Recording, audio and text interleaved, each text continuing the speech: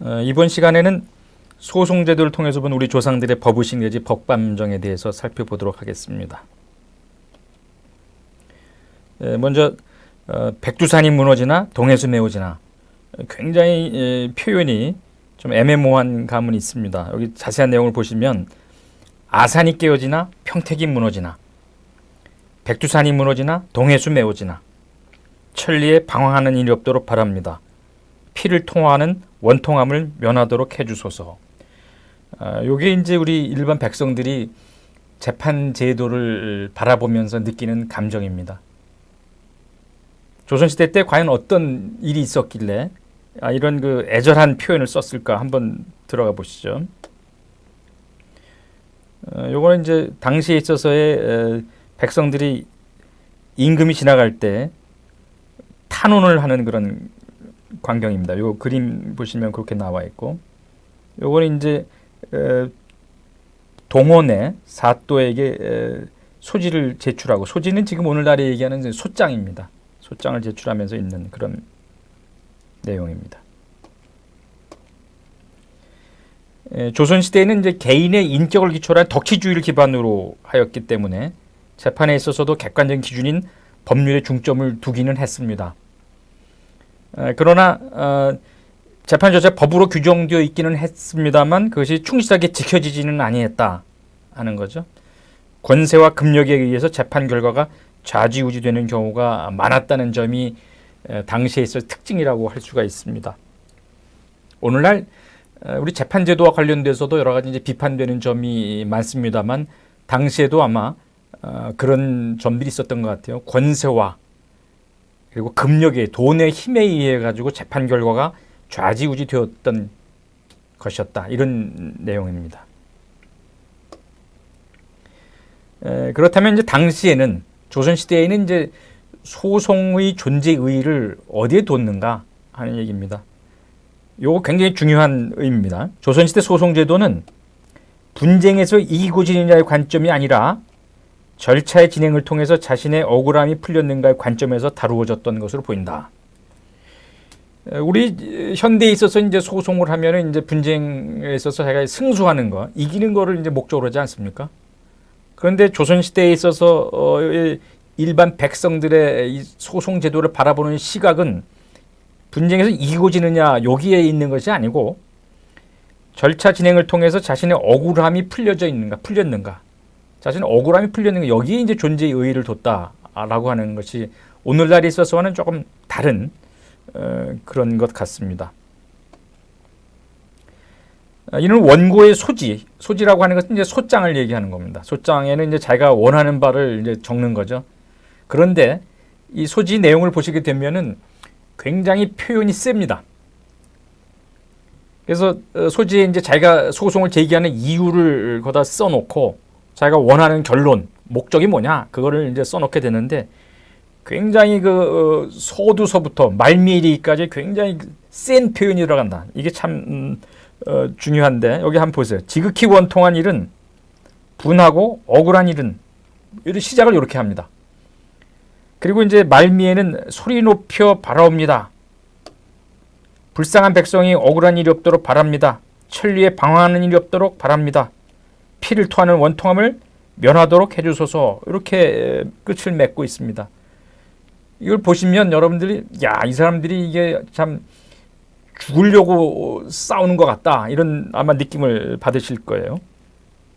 시시비비 그 자체를 지향하는 것이 아니라 억울함 푸는 것, 이걸 이상으로 였다 하는 얘기입니다. 우리 조선시대 때 이제 우리 백성들이 흰 옷을 입고 다니잖아요. 그럼 이제 소송이라고 하는 걸 통해서 자기의 흰 옷에 때가 묻은 걸로 생각합니다. 내가 흰 옷을 입고 다녔는데 여기에 때를 묻혔으니까 이게 원통한 일 아니냐 하는 그런 식으로 아마 받아들였던 것 같아요. 그래서 억울함을 푸는 것을 재판을 하는 데 있어서 결론으로 삼았다, 이상으로 삼았다. 또한 소송이 일단 관청에 제기되면 이미 그때부터는 관련 당사자 간의 인간관계가 파탄되는 것으로 보아야 했다. 일반 백성들 입장에서 볼 때는 법 및 그 연장으로 소송 그 자체가 꺼려진 대상이었고 그와 연루된 사람들은 서로 원수가 되었다. 이것도 당시 하나의 시대상이라고 볼 수 있습니다. 원수가 됐다, 아니면 원수. 내가 이렇게 깨끗한 사람인데 나를 상대로 해서 네가 소송을 제기했어? 소송을 제기한 그 순간부터는 우린 원수야. 이렇게 됐다는 겁니다. 이게 아주 심각한 사회 현상이 아닐 수 없습니다. 오늘날에는 소송이라고 하는 것을 통해서 분쟁을 해결하려고 하는 것이지 이것을 통해서 원수를 만들지는 않지 않습니까? 소송에 졌다고 해서 원수가 되는 것은 아니지 않습니까? 따라서 사람을 지칭하는 경우에도 그 자체가 비등하거나 낮을 경우에는 성이나 이름 밑에 놈자, 무슨 한 이런 겁니다. 요새 치한 할 때 뭐 이런 한자를 쓰잖아요.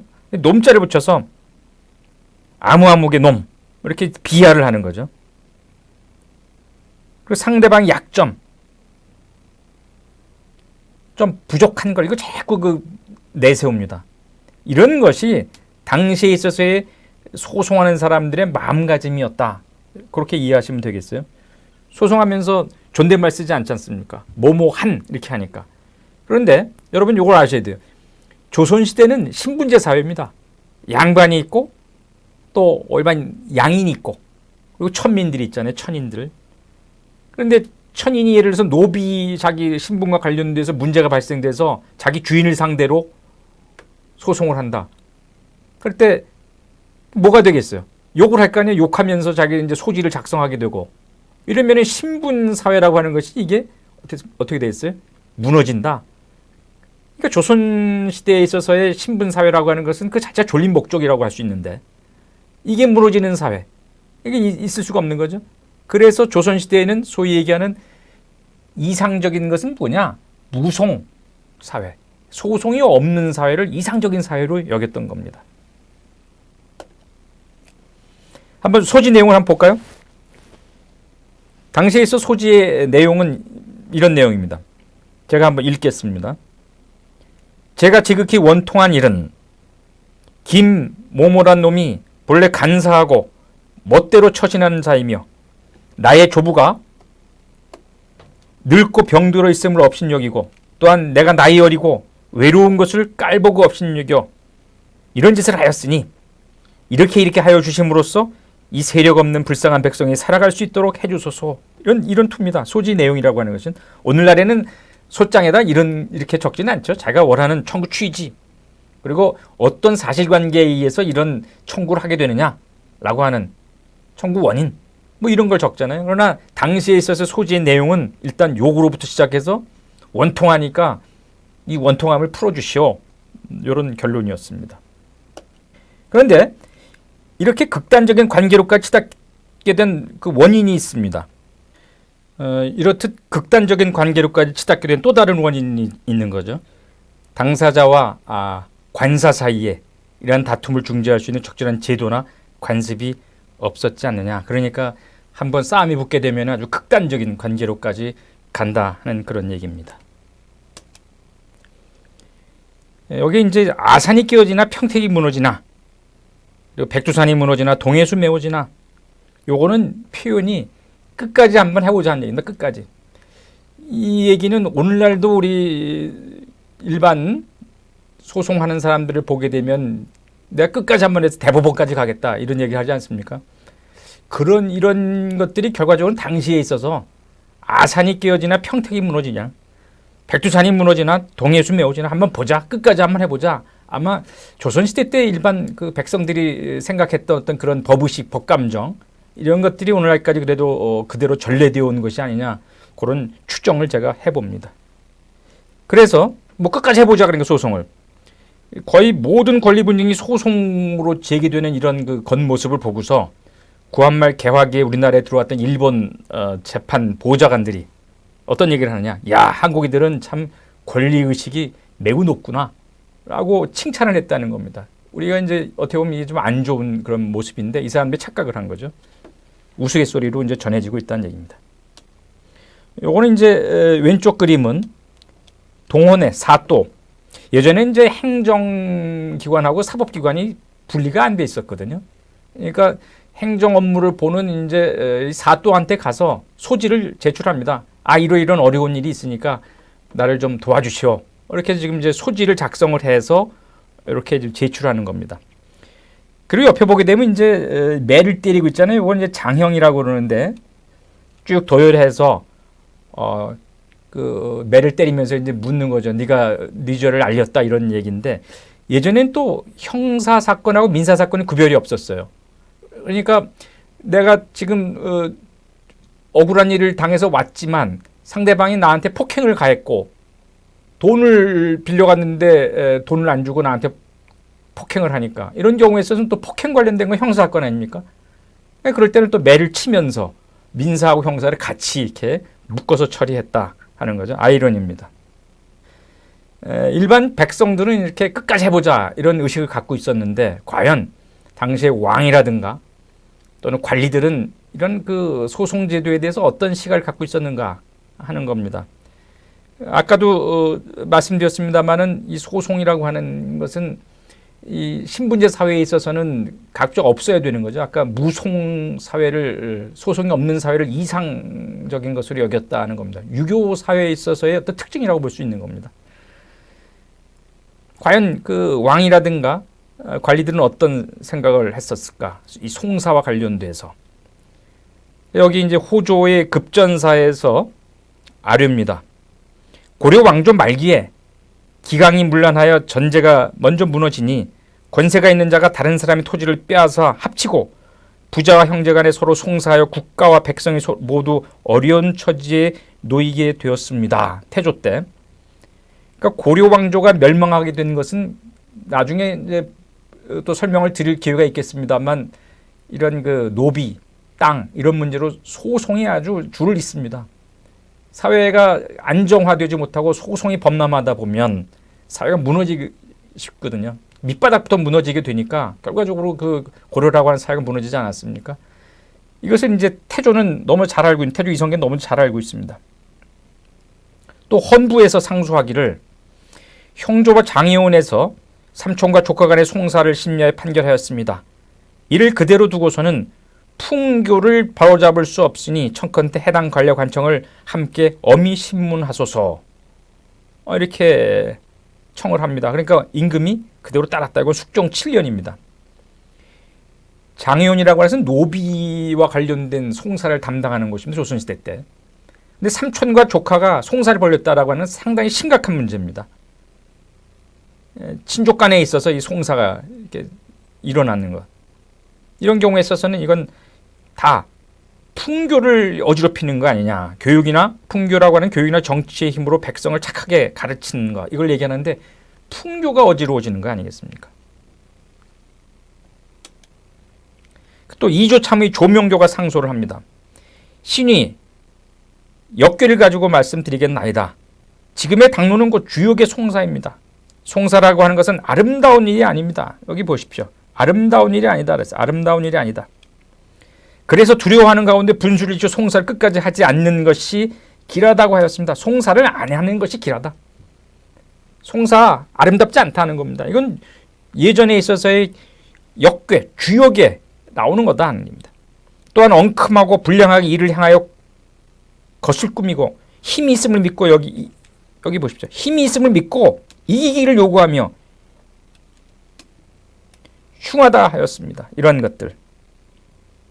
그러니까 송사하는 일이 없도록 노력하기 위해 이와 같이 한 것입니다.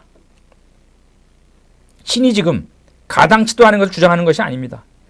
마음이 굳세어 송사하기를 좋아하는 사람, 번번이 화를 당하는 경우가 많지만 마음이 온유하여 송사하기를 즐겨하지 않는 사람, 그 때문에 재앙이 있은 적이 없다는 선언의 말씀이 참으로 옳습니다.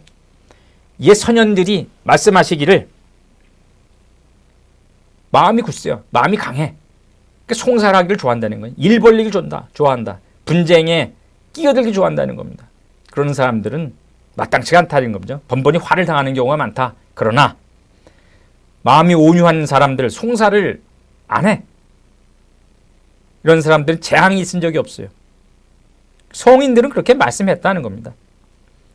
만일 송사가 없게 하기를 문왕이 우예의 임금을 감동시킨 것처럼 한다고 한다면 이는 진실로 최상일 것입니다. 최상일 것입니다. 그러나 지금은 그렇지 않아서 갑과 을이 서로 다툴 때에 둘 다 옳다고도 하고 둘 다 그르다고도 하며 때론 갑은 하나가 그르고 어른 셋이 그런데도 이를 구별하지 않고 똑같이 그르다고 합니다. 전우가 똑같은 송사인데도 불구하고 사리에 옳고 그름에 있어 누차 결정이 되어도 확정짓지 못하기 때문에 승자, 이긴 자는 기뻐하지 않고 패자도 겸손하게 이를 받아들이지 않습니다. 왜냐? 결정을 내리는 데 있어서 신뢰를 할 수가 없다는 겁니다. 신뢰. 그러니까 신뢰를 할 수 없기 때문에 이긴 사람이나 진 사람이나 어떻게? 만족할 수가 없는 거죠. 그러니까 이제 신하들이 이런 상소를 올립니다. 송사라고 하는 것은 옳은 게 아니다 라고 하는 것.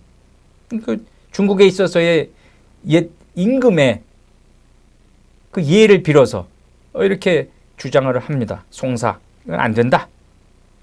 여기서 다시 얘기합니다. 송사라는 것은 아름다운 일이 아니며 그래서 두려워하는 가운데 분수를 지켜 송사를 끝까지 하지 않는 것이 길하다고 했고 음험한 일을 향하여 표면을 꾸미고 강건함을 믿고 이기기를 요구하면 흉하다고 했다. 굉장히 시사하는 바가 큽니다. 여러분 최근에 드라마 옥중화라고 하는 그 사극이 있었죠. 여기에 보게 되면 이제 말미에 보게 되면 옥중화에 이제 외지부라고 하는 단어가 나옵니다. 외지부. 좀 시간 지나면 다음 단락에서 좀 설명을 드리겠습니다만 이 외지부라고 하는 것은 오늘날에 이제 변호사 집단을 얘기를 합니다. 변호사 집단. 법률 가르쳐주고 알려주고 대리하는 역할도 하는 뭐 이런 사람들이 이제 당시에 외지부입니다. 그런데 이 외지부들이 처음에는 이제 당사자들 도와주고 그러니까 법을 잘 모르는 사람을 대리하기도 하고 그래서 이제 조금 이제 분위기가 좋았습니다만 그 이후에 있어서는 소위 쟁송하는 것을 교사한다. 쟁송하는 것을 꾸민다 뒤에서. 그러니까 분쟁을 자꾸 만들어낸다. 이런 얘기를 듣습니다. 그러니까 이런 사람들은 소위 전과 사변 저쪽 그 외지에 있는 곳으로 쫓아버립니다. 쫓아버려요. 귀양을 보내. 장, 매도 때리고. 그러니까 나중에 소위 변호사 집단, 오늘날 변호사 집단 이 씨를 말려버리게 됩니다. 그러니까 부정적인 그런 인식의 대상이 됐던 것이 오늘날의 변호사 집단이라고 할 수 있는 과거 조선시대의 외지부다 하는 겁니다. 그러니까 송사라고 하는 것이 아름답지 않기 때문에 요 간언에서 또 여기 나오는 그 또 상소입니다. 힘이 있는 자는 오로지 남의 농민을 빼앗는 것을 일로 삼고 있습니다. 때론 이체 맞지 않는데도 송사를 일으키기도 하고 혹 문서를 위조하는 각가지 출책을 다 부린다는 거죠. 심한 자는 허위의 사실을 알조해서 죽을 곳에 빠뜨리기도 하고 혹 관리를 위협하여 헛말을 조작하기도 합니다. 이게 쟁송 위협자라고 하는 그 외지부들을 가리키는 그런 얘기일 수가 있습니다. 그러니까 소송하는 거 안 좋다. 이 관리들 왕 다 같이 그렇게 그런 식으로 지금 보는 겁니다. 여기 이제 대사관 이기양이 아뢰는 그런 내용도 있습니다. 요거 이렇게 넘어갑니다. 송사의 부작용. 그 가운데 심한 자는 허위의 사실을 날조해서 죽을 곳에 빠뜨리기도 하고 혹 관리를 위협해서 아까 얘기했습니다. 헛말 조작하기도 한다. 송사의 부작용이다 하는 겁니다. 아까 말씀드린 외지부와 관련돼서 소위 전가 입거 죄조라고 해서 집안 모두를 평안북도 함경북도 등의 변경으로 옮겨 살게 하도록 했다 하는 겁니다. 왜냐 송사, 쟁송을 만들어서 하는 사람들 이런 사람들은 쫓아버려야 된다. 이런 것이 당시에 있어서의 왕과 관리들의 태도였던 것 같습니다. 여기 지금 아까 말씀드렸던 외지부입니다. 외지부. 품삯을 받고 대리 소송을 했던 그 외지부다. 요거는 이제 외지부라고 하는 개념은 고려시대 때 도관지부라고 하는 것을 이제 그 연상을 해볼 수가 있는데 도관지부에 빗대서 밖에서 그런 역할을 하는 사람들 그래서 이제 외지부 이렇게 불렀던 겁니다. 요거는 이제 임금이 이제 똑같은 그 반복되는 겁니다만은 임금이 생각했던 거 그거를 이제 적은 거죠. 그래서 도리에 맞지 않은 송사를 좋아하고 재판관을 모함하고 또한 거짓 호소하는 이런 부류에 대해서는 죄를 뉘우치게 하고 율문을 자세히 참고해서 죄가 있는 것을 판정하여 그러한 습관이 반복되지 않도록 나무람으로서 온 나라 백성들이 이를 본받게 하라.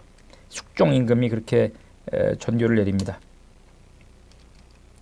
이와 같이 도리나 이치에 맞지 않는 소송을 하기를 좋아해서 이를 사사로이 남용하는 자에 대한 당시 왕과 관리의 인식 및 그에 대한 엄중한 처벌은 오늘날의 소송화 경향 내지는 소송 만능주의에 대한 값진 충고를 하겠다. 오늘날에 있어서 소송이 만연한다라고 하는 걸 우리 여러분 잘 아실 겁니다. 현대에도 이제 그런데 과거에 있어서 우리 조상들은 소송을 피하고자 하는 그런 인식을 했었다는 겁니다. 가급적이면 송사를 벌이지 않는 것이 제일 좋다. 이런 뜻입니다. 오늘날의 교훈이라고 할 수가 있습니다. 요거는 이제 두 번째로 소송화 괴물로 꺼라 하는 그런 표현을 썼습니다. 왜냐?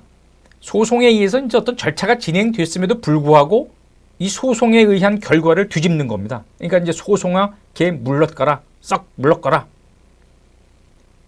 이러한 것이 이제 가능한 것은 소송 이외의 또 다른 분쟁 해결 제도라고 하는 것이 있었다라고 하는 것을 말해주는 거죠. 소위 조선시대 때는 상언, 격쟁 이런 것이 있었습니다. 상언이라고 하는 것은 뭐냐? 임금님이 밖으로 시차를 나간다든가 이렇게 할 때 임금님에게 상소문을 써서 올립니다. 내가 이렇게 어려운 억울한 일이 있으니까 이걸 좀 풀어주십시오라고 하는 거예요. 이런 경우는 이미 소송에 의해서 결과가 났음에도 불구하고 임금을 찾아가는 경우죠. 또 격쟁이라고 했습니다. 격쟁. 상언이라고 하는 것은 배운 사람들이 글로 쓰는 것이고 격쟁이라고 하는 것은 배우지 못한 사람들이 이제 몸부림을 하는 건데 뭘 갖고 하느냐? 징을 울리는 건 징. 징을 울리면서 막 시끄럽게 하면 이제 지나가던 임금이 무슨 일이냐라고 이제 사람 보냅니다. 그러면 이제 징을 친 사람, 꽹과리라든가 이런 친 사람 찾아가서 무슨 일이냐? 그래서 이제 임금 앞에서 억울한 것을 아뢰도록 하는 것. 이것이 소위 이제 격쟁인데 소송화 괴물로 꺼라는 이제 그런 것을 하는 것에 의해서 소송에 의해서 결정난 것도 뒤집을 수 있다라고 하는 그런 것이 여기 내용에 담겨져 있습니다. 여기 이제 거둥시 상언케 한 것은 경우에 국민이 억울한 일이 해결되지 않음이 있을까 염려해서인데 근래 국채가 높지 못하고 사람들이 요행을 받아서 감사 현감이 처결할 수 있는 일도 상언해서 번거롭게 한다. 송사라고 하는 어떤 그 일이 벌어지게 되면 그 절차가 분명히 있는데 그 절차를 거치지 않고 바로 임금이 거둥할 때 거기에 나와서 이런 것을 올린다. 이게 과연 합당한 것이냐? 뭐 이런 얘기입니다. 여기 이제 보면은 이제 엎드려서 억울합니다. 이렇게 하는 것이고 여기는 이제 징이라든가 꽹과리를 치면서 이제 자기 억울함을 토로하는 겁니다. 여기 이제 접수하는 관리가 있고 상원하는 백성이 있습니다. 그래서 제출하게 되면 이제 요거를 이제 왕에게 갖다 보여주고 이 사람이 이런 것을 제출했습니다. 뭐 이렇게 해서 거기서 이제 처결하는 그런 내용이 담겨져 있습니다.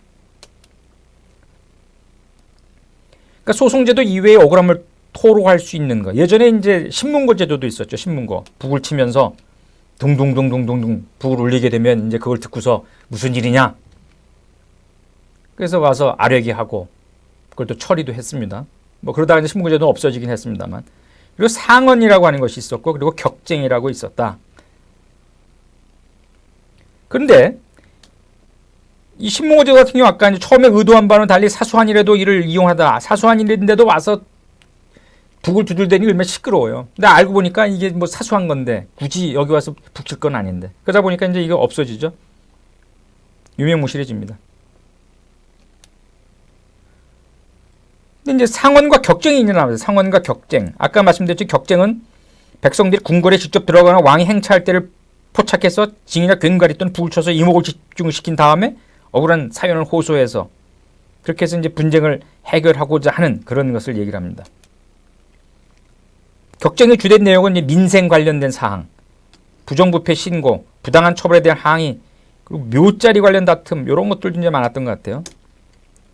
격쟁, 요거 이제 어쨌든 징 이런 도구 같습니다.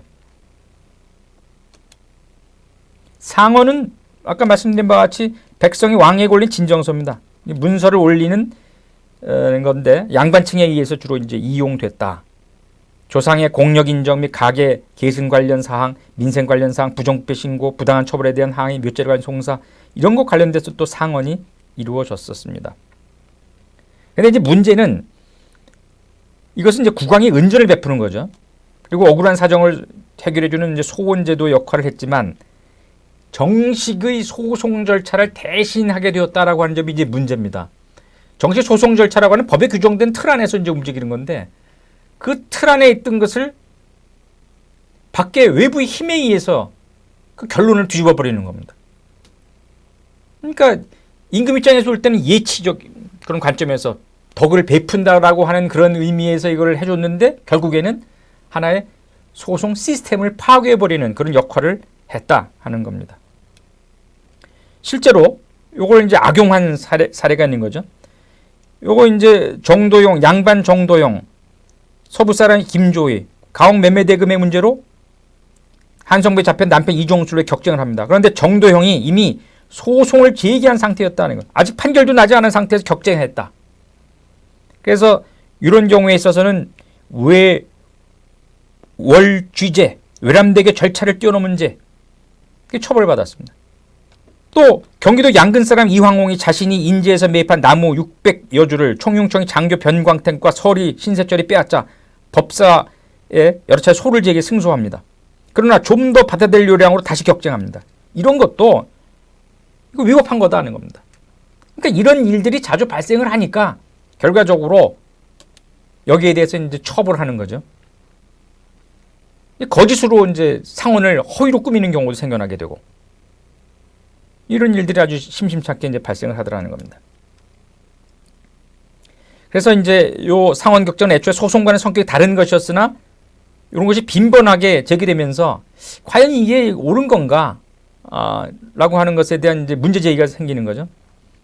그래서 이제 격쟁 상원의 증가가 이게 의미하는 바가 뭐냐? 여기에 대해 이제 문제 제기를 하고 관리들이 과연 이게 이렇게 된 경우에 이걸 어떻게 할 것인가라고 하는 그런 이제 고안을 이제 생각을 해내는 거죠. 결과적으로 재판관들이 재판을 잘하게 되면 백성의 억울함이 없어질 것이고 그 억울한 백성이 없으면 결국은 격쟁 상원 이런 게 없을 것 아니냐. 관리들의 의견이 이제 이렇게 제기가 되는 겁니다. 그래서 이제 어가 앞에서 고소가 증가하는 것은 관리가 송사를 듣고 판단하여 잘못이 있기 때문이다. 관을 설치해서 그에게 임무를 맡긴 뜻이 어디에 있는가? 모든 관사에 단단히 타일러 삼가게 하라. 송사를 처리하게 함에 있어서는 이익이나 욕심에 끌리지 말고 위세에 두려워하지 말아서 백성의 억울함이 없게 하라. 백성의 억울함이 없게 하라. 송사를 처리하는 데 있어서. 이런 이제 상소를 올립니다. 또 다른 주장은 이렇게 해서 경쟁 상원하게 된 것은 뭐냐? 재판관이 재판을 잘못하는 것도 있지만 너무 이 송사가 많아짐으로 인해서 이 척체가 되는 건 아니냐? 그러니까 소송해가지고 분쟁 처리하는 것은 시간이 많이 걸리니까 왜냐하면 사건이 많이 적체가 되어 있으니까. 그러니까 이건 격쟁이나 상원을 하는 것이 빨리 해결할 수 있다. 지름길이다. 이렇게 인식을 하는 겁니다. 그리고 또 다른 원인으로서는 이제 상원에 의할 경우 그 목적을 이루기가 훨씬 쉬웠다는 겁니다. 그 고란팍을 지키는 것이 해이해짐으로 인해 권리로의 자유로운 출입이 가능하게 되는 것과 함께 그 지키는 사람한테 뇌물을 주고 이를 묵인하는 법사의 벼슬아치들이 뒤봐주기가 있는 건 아니냐 하는 것. 이런 것들이 이제 이러한 격쟁 상원이 자꾸 증가하는 그런 원인이 아니겠느냐 하는 그런 얘기를 하는 겁니다. 이것도 이제 마찬가지입니다.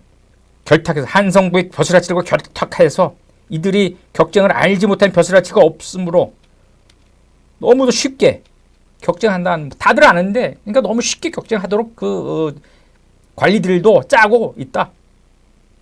물론 이제 왕과 관리들이 격쟁과 상원의 피해가 무엇인가 하는 것을 잘 알고 있음을 보여주는 단적인 예들이었습니다. 지금까지 제가 설명드린 부분들, 상소를 통해서 알려진 부분들. 그러나 법이 규정하고 있는 절차적 과정을 생략한 채 상원이나 격쟁을 통해 절대권자인 왕의 친권 행사의 전권 행사에 의존하려는 백성들의 요구 내지 권리 행사는 점점 그 한도를 넘어 그 끝을 모르게 되었다.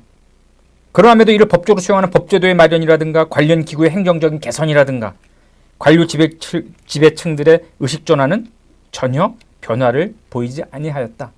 그러니까 고려 시대 같은 경우에 이제 몰락으로 접어든 것이 이러한 소송의 척체 뭐 이런 걸 얘기하지 않습니까? 분쟁 사례들이 많아지는 거죠. 분쟁들이 결국은 나라를 망하게 하는 그런 원인이 되었다는 것을 조선시대의 왕과 관리들은 인식을 하고 있었습니다. 결국 국왕의 예치적 좋게 하자. 덕을 베푼다. 이런 거 아닙니까? 그리고 필요에 따라 조응하려는 백성들의 삐뚤어진 권리의식이 서로 어우러졌다는 겁니다. 왜냐하면 임금이 새로운 결론을 내려주고 자기네들한테 이롭게 되는 결론을 내려주니까 좋죠. 그러니까 우리 왕 이렇게 할 거 아닙니까? 그러니까 백성들이 이게 소위 얘기하는 요즘 얘기하는 포퓰리즘 이런 것들이 이제 과거에도 있었다는 겁니다. 그래서 이제 격쟁 상원의 증가가 이게 의미하는 바가 뭐냐 여기에 대해서 이제 문제 제기를 하고 관리들이 과연 이게 이렇게 된 경우에 이걸 어떻게 할 것인가라고 하는 그런 이제 고안을 이제 생각을 해내는 거죠. 결과적으로 재판관들이 재판을 잘하게 되면 백성의 억울함이 없어질 것이고 그 억울한 백성이 없으면 결국은 격쟁 상원 이런 게 없을 것 아니냐. 관리들의 의견이 이제 이렇게 제기가 되는 겁니다. 그래서 이제 어가 앞에서 고소가 증가하는 것은 관리가 송사를 듣고 판단하여 잘못이 있기 때문이다. 관을 설치해서 그에게 임무를 맡긴 뜻이 어디 있는가? 모든 관사에 단단히 타일러 삼가게 하라. 송사를 처리하게 함에 있어서는 이익이나 욕심에 끌리지 말고 위세에 두려워하지 말아서 백성의 억울함이 없게 하라. 백성의 억울함이 없게 하라. 송사를 처리하는 데 있어서 이런 이제 상소를 올립니다. 또 다른 주장은 이렇게 해서 격쟁 상원하게 된 것은 뭐냐? 재판관이 재판을 잘못하는 것도 있지만 너무 이 송사가 많아짐으로 인해서 이 척체가 되는 건 아니냐? 그러니까 소송해가지고 분쟁 처리하는 건 시간이 많이 걸리니까 왜냐하면 사건이 많이 적체가 되어 있으니까. 그러니까 이건 격쟁이나 상원을 하는 것이 빨리 해결할 수 있다. 지름길이다. 이렇게 인식을 하는 겁니다. 그리고 또 다른 원인으로서는 이제 상원에 의할 경우 그 목적을 이루기가 훨씬 쉬웠다는 겁니다. 그 궐 안팎을 지키는 것이 해이해짐으로 인해 권리로의 자유로운 출입이 가능하게 되는 것과 함께 그 지키는 사람한테 뇌물을 주고 이를 묵인하는 법사의 벼슬아치들이 뒤봐주기가 있는 건 아니냐 하는 것. 이런 것들이 이제 이러한 격쟁 상원이 자꾸 증가하는 그런 원인이 아니겠느냐 하는 그런 얘기를 하는 겁니다. 이것도 이제 마찬가지입니다. 결탁해서 한성부의 벼슬아치들과 결탁해서 이들이 격쟁을 알지 못한 벼슬아치가 없으므로 너무도 쉽게 격쟁한다. 다들 아는데 그러니까 너무 쉽게 격쟁하도록 관리들도 짜고 있다. 물론 이제 왕과 관리들이 격쟁과 상원의 피해가 무엇인가 하는 것을 잘 알고 있음을 보여주는 단적인 예들이었습니다. 지금까지 제가 설명드린 부분들, 상소를 통해서 알려진 부분들. 그러나 법이 규정하고 있는 절차적 과정을 생략한 채 상원이나 격쟁을 통해 절대권자인 왕의 친권 행사의 전권 행사에 의존하려는 백성들의 요구 내지 권리 행사는 점점 그 한도를 넘어 그 끝을 모르게 되었다. 그러함에도 이를 법적으로 수용하는 법제도의 마련이라든가 관련 기구의 행정적인 개선이라든가 관료 지배층들의 의식 전환은 전혀 변화를 보이지 아니하였다. 그러니까 고려 시대 같은 경우에 이제 몰락으로 접어든 것이 이러한 소송의 적체 뭐 이런 걸 얘기하지 않습니까? 분쟁 사례들이 많아지는 거죠. 분쟁들이 결국은 나라를 망하게 하는 그런 원인이 되었다는 것을 조선시대의 왕과 관리들은 인식을 하고 있었습니다. 결국 국왕의 예치적 좋게 하자. 덕을 베푼다. 이런 거 아닙니까? 그리고 필요에 따라 조응하려는 백성들의 삐뚤어진 권리의식이 서로 어우러졌다는 겁니다. 왜냐하면 임금이 새로운 결론을 내려주고 자기네들한테 이롭게 되는 결론을 내려주니까 좋죠. 그러니까 우리 왕 이렇게 할 거 아닙니까? 그러니까 백성들이 이게 소위 얘기하는 요즘 얘기하는 포퓰리즘 이런 것들이 이제 과거에도 있었다는 겁니다.